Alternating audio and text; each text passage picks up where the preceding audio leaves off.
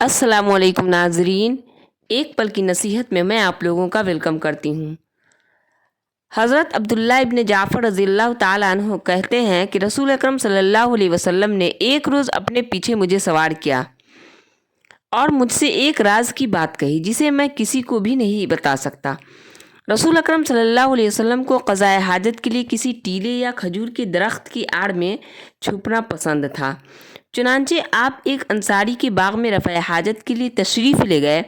وہاں ایک اونٹ تھا۔ رسول اکرم صلی اللہ علیہ وسلم کو دیکھتے ہی وہ باریک آواز میں رونے لگا اور اس کی آنکھیں اشکبار ہو گئیں۔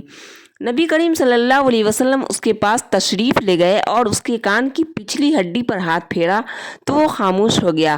پھر آپ صلی اللہ علیہ وسلم نے پوچھا، اس اونٹ کا مالک کون ہے؟ یہ اونٹ کس کا ہے؟ ایک انصاری آیا اور اس نے عرض کی، اے اللہ کے رسول، یہ اونٹ میرا ہے۔ آپ صلی اللہ علیہ وسلم نے ارشاد فرمایا، کیا تم اس جانور کے بارے میں اللہ تعالیٰ سے نہیں ڈرتے جس کا اللہ تعالیٰ نے تمہیں مالک بنا دیا ہے؟